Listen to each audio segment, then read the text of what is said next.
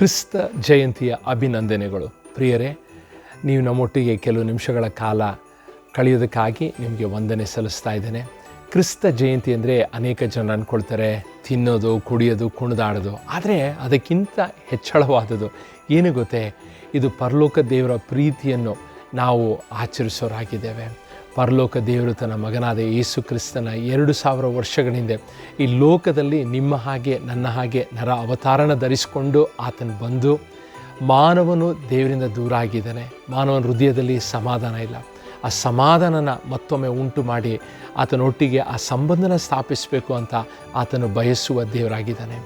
ಯೇಸು ಬಂದ ಕಾರಣ ಆ ಶಿಲ್ಬೆ ಮೇಲೆ ಮರಣ ಹೊಂದಿ ಯಾರಾತನ ನಂಬ್ತಾರೋ ಅವರ ಪಾಪಗಳನ್ನ ತೊಳಿಬೇಕು ಅಂತ. ನೀವು ಕೇಳ್ತಿರ್ಬೋದು, ಈ ಕೂಸನ್ನು ತೊಗೊಂಡು ನಾವು ಏನು ಮಾಡೋದು?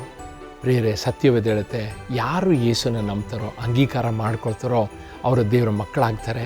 ಹಾಗೂ ಅವ್ರಿಗೆ ನಿತ್ಯ ಜೀವ ಕೊಡಲ್ಪಡುತ್ತೆ, ಅವರ ಪಾಪಗಳು ಕ್ಷಮಿಸಲ್ಪಡುತ್ತೆ. ನಮ್ಮ ಒಂದು ಬಯಕೆ ಏನಂದರೆ, ಈ ಒಂದು ಪುಟದಲ್ಲಿ ನೀವು ಸ್ಕ್ರೋಲ್ ಮಾಡ್ತಾ ಕೆಳಗೆ ಹೋದರೆ ಅನೇಕ ವಿಡಿಯೋಗಳಿದೆ.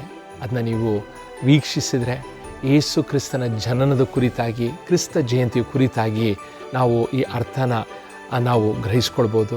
ಪ್ರಿಯರೇ, ಇನ್ನೊಂದೇನೆಂದರೆ, ನಾವು ನಿಮ್ಮಲ್ಲಿ ವಿನಂತಿಸೋದು, ಈ ಕ್ರಿಸ್ತ ಜಯಂತಿಯ ಸಮಯದಲ್ಲಿ ಡಿಸೆಂಬರ್ 24ನೇ ತಾರೀಕು 7 ಗಂಟೆಗೆ ಹಾಗೂ 25ನೇ ತಾರೀಕು ಬೆಳಗ್ಗೆ 9 ಗಂಟೆಗೆ ಜಗನ್ಮೋಹನ್ ಪ್ಯಾಲೇಸ್ ಆಡಿಟೋರಿಯಂನಲ್ಲಿ ನಾವು ಒಂದು ದೊಡ್ಡ ಒಂದು ಸಂಭ್ರಮನ ನಾವು ಇಟ್ಕೊಂಡಿದ್ದೇವೆ. ನೀವು ಕೂಡ ಬಂದು ಅದರಲ್ಲಿ ಭಾಗಿಯಾಗಿ. ದೇವರು ನಿಮ್ಮನ್ನು ಆಶೀರ್ವದಿಸಲಿ. ವಂದನೆಗಳು.